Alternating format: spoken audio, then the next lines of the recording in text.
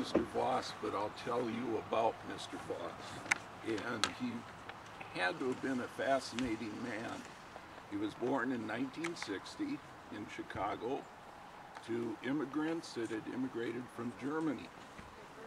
He grew up in a smaller town, Elgin, I believe it was, by Chicago. I don't think it's too far away.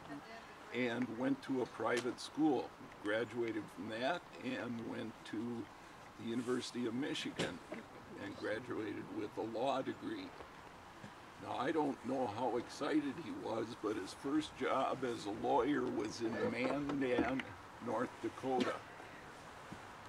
He was there for several years. An early inkling into his life was that he started to acquire land in North Dakota. But at that time,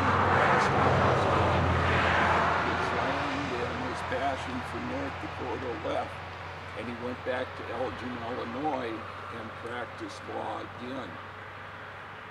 During this time, when he was a lawyer, he met and became friends with a president of a railroad.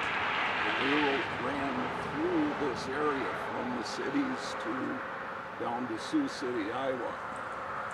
That friendship started him on the track to be a St. James person. In 1883 is when he graduated. In 1890 to 93, he moved into this area selling land for the railroad. There were great tracts of land back then that the railroad was given so that they would build the railroad and set up towns. Well, to make money, they had then to recruit and sell people on living along the railroad tracks.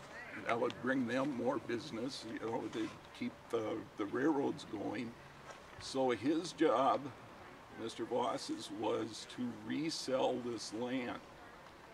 This time he bought land. At one time he owned 80,000 acres of land. In Watonwan County? Along the rail lines. In Watonwan County, it was probably about 10,000 acres. In 1 year, he opened up 10,000 acres to farming, that he got people to come either buy it.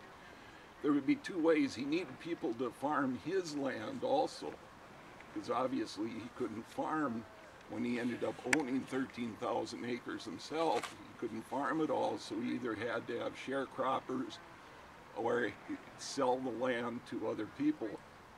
His farm over here was bought piecemeal. It's a whole section that he ended up owning, but he bought individual plots of it at a time. So he spoke German, French, and English, and Latin, and did most of his recruiting from the German community in Chicago and out east. So most of the immigrants and the people either he brought here to farm his land or to sell the farms to were German, and that's why Watonwan County is now 40% German, 17% Norwegian, and 6 Swedish, so, oh well. He was married to a lady who he brought here in 1889. They started building. They had 4 kids, and the barn was, which the whole farm site now is now on the National Historic Register, not just the barn, but all the buildings that are involved in it, I believe. If I'm saying anything wrong, please correct me, but that's the way I understand it. It took over 10 years to build the barn.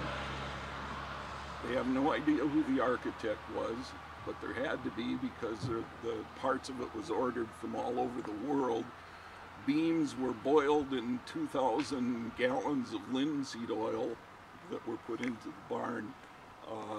It's just amazing. It was supposedly, there's different facts, but it was to hold somewhere between 1,000 tons of hay and 1,000 head of cattle, and that varied down to like 750 head of cattle. He was very, I don't believe he spent a lot of time farming, but managed the land, bought the grain from the farmers and resold it. He had lots of cattle. In the area at the time, there was not good breeding stock, so he brought in breeding cattle, Herefords, that he had for many years. They died of tuberculosis, so they brought in Angus, Aberdeen Angus later on. He must have worked in it, I could not find it anywhere, but he had to work with a bunch of horticulturists to develop. He was supposedly one of the first people to bring alfalfa to the area, again, to feed the cattle and his horses. He had a trotter, a racing horse that must have been his form of recreation.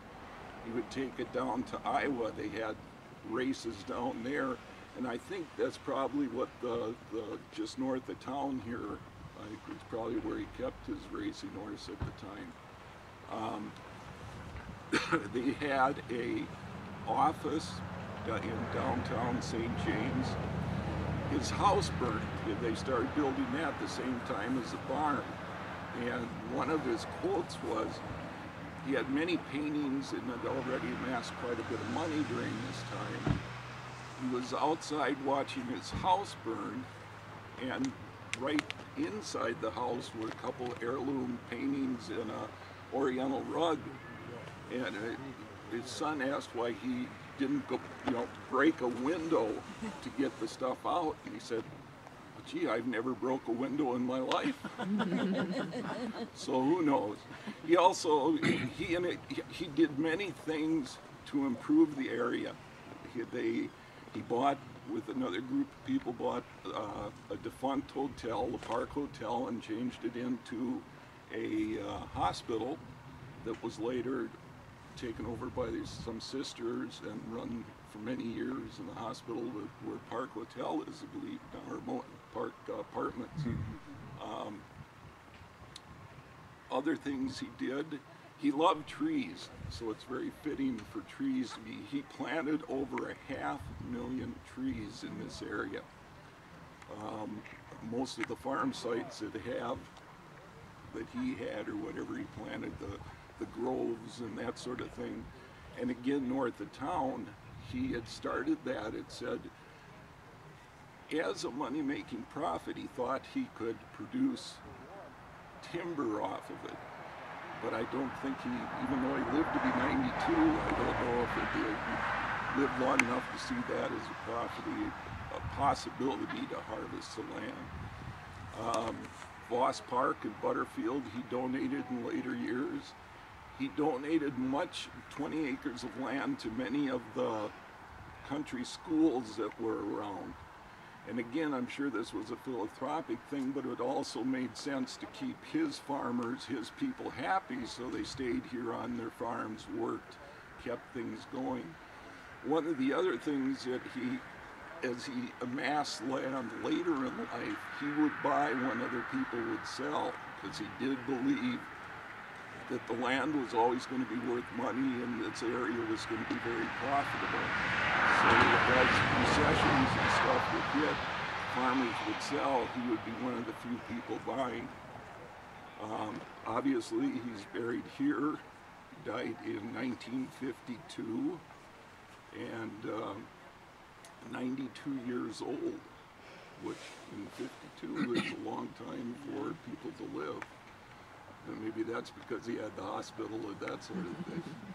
It would have just been fun. Now, they lived in town when they had the kids, because the house burned. So their kids grew up in St. James. Does anybody know where they lived, or if the place is gone? Or I have no idea, but that would be, I could not find that information. That'd be interesting to know too, where they lived before they rebuilt out here. And then his son, who was buried back here, took over the farm. And that's all I know about him. Any questions? Is the place that looks like if this barn here that's north of town, is that the one you're talking about? No. Or Yes, his- that was so his that too. was one of his properties too. And he had Yeah. the trotters, I believe, and the racehorses there. Yeah, there's still horse trends.